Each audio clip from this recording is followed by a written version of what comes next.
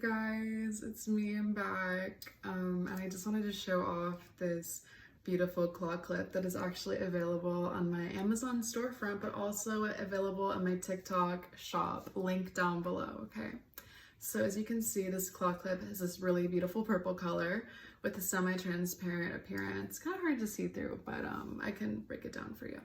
So I love this claw clip because, like anything, it actually has two sides. And so like this claw clip that has two sides, I am actually going to speak on two sides of something that really matters to me, which is going to be the Israel and Palestine conflict.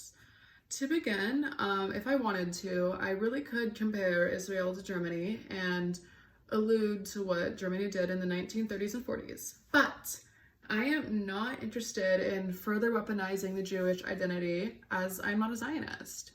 Zionists will weaponize it no matter what I do, and I love my Jewish friends, and so I'm not going to make their identities complicit in human rights violations taking place. And so I'm instead going to compare and contrast this quote-unquote conflict with a far more recent conflict that has occurred in the last 20 years. I just love living in the modern era. I love fun contemporary products available in TikTok shop, such as the Unbrush. I love it because I can just brush things away and sweep them under the rug. I love the contemporary times. Anyway, when comparing the contemporary, I cannot think of an event that carries more similarity to the attack on October 7th in Israel than the 9/11 terrorist attacks in America in 2001. For those unfamiliar, in the United States, Osama bin Laden of the Al-Qaeda terrorist group sent two planes crashing into the Global Trade Center in New York City. For those who don't know, this was a massive attack, the first terrorist attack that took place on American soil. The Global Trade Center was a massive center for commerce in this time period. It was huge, huge. 2,000 people were killed in these attacks, with 98% of the victims being civilians as well as civil servants. And looking into recent times, as of last month, Israel was attacked by the Hamas terrorist organization. Eerily similar. Hamas targeted a music festival as well as several towns in the Israel territory. 1,400 people were slaughtered, the majority being civilians and civil servants. These two events are so similar, and the first thing I want to get out of the way is that I have nothing but empathy and sorrow for the lives lost in these horrible terrorist attacks. I do not condone terrorism, obviously, but we're going to talk about these events because the after effects of these events do matter and play a massive role in the contemporary and historical context of the subjects we're going to be talking over in the next couple parts. Probably thinking, oh my god, look how good their hair looks with the Unbrush from TikTok shop. Oh my god, yeah, I know, me too.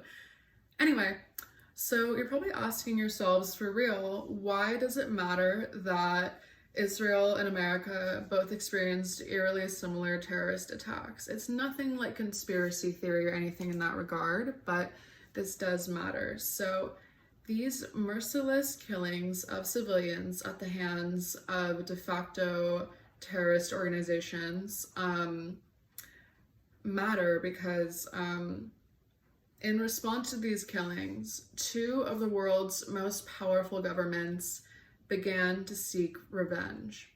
For those who do not know, America was specifically set on this revenge for the 9/11 terrorist attacks, and instead of targeting those who were specifically responsible for these attacks, the US military invaded Iraq, and this led to 2 million people, 2 million Iraqis being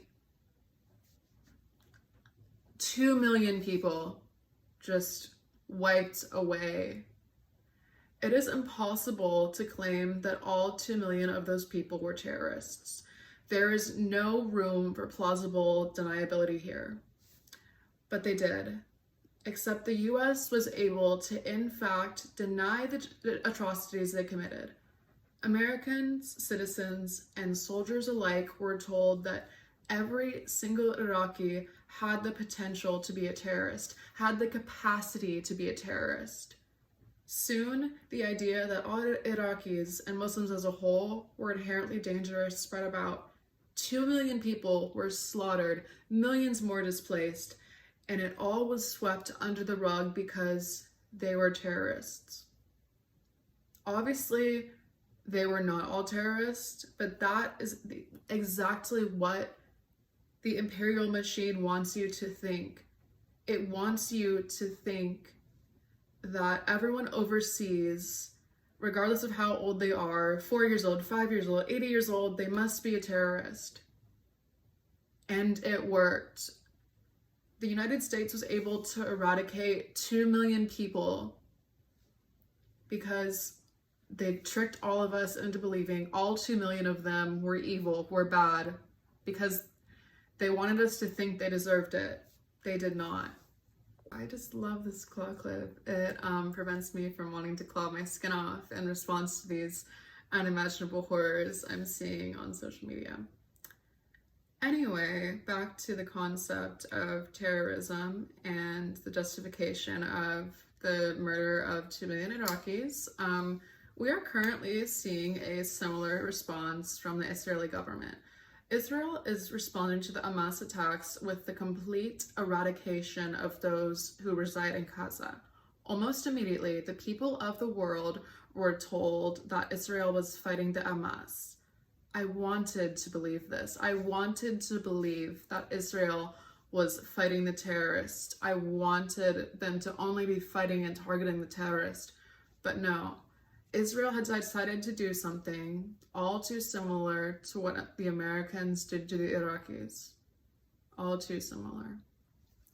Israel labeled all the people of Palestine and Gaza as terrorists, reiterating that they all have the capacity and the potential to bring harm to Israelis and the Israeli state. This tactic almost worked too. However, Israel miscalculated. The people of Gaza have technology, internet, and social media. Iraqis did not have access to this level of exposure back in the early 2000s when the Americans invaded. But now Palestinians do. Soon, social media became flooded with posts of hospitals, schools, bakeries, libraries, mosques, churches, homes, absolutely destroyed by bombs. And most importantly, there's very little coverage of actual terrorists being stopped. The victims in the situation are civilians.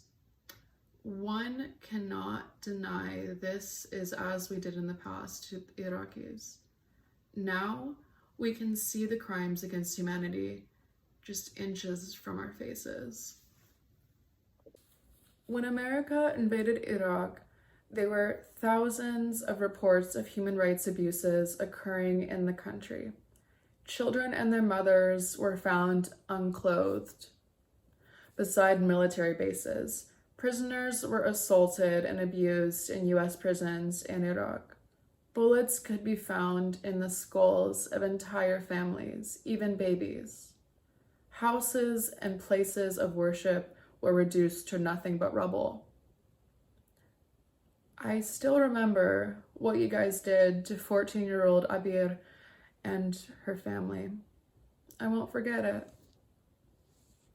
I will not forget. And on the note of what happened to the millions of people like Abir and her family, these human rights abuses committed by America on the Iraqi people, as well as the war crimes, were largely hidden until years and years later, after thousands of protesters demanded to know what the American military really did in Iraq.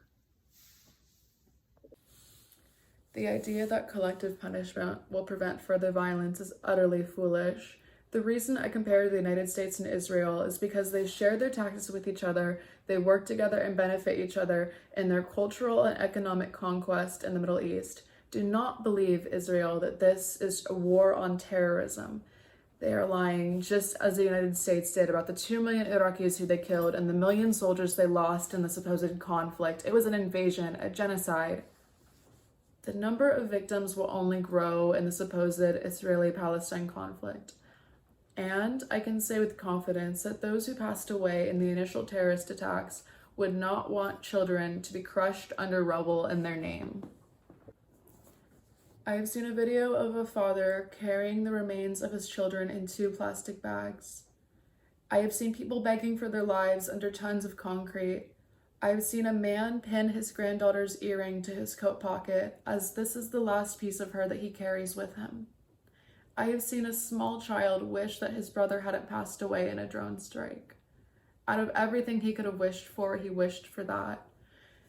I have seen women holding on to the tiny bodies of their own children. I have seen a man dig helplessly through rubble in order to find his mother's corpse, lost somewhere in their home. I have seen a woman cry for her husband as he is rushed, not breathing, into a hospital, all of his limbs missing. I have seen what has happened to the children. It hurts most of all. My soul is being reduced to rubble as I gaze into the eyes of children thousands of miles away from me. If there is one thing to say, regardless of anything political, at least let the children live, please.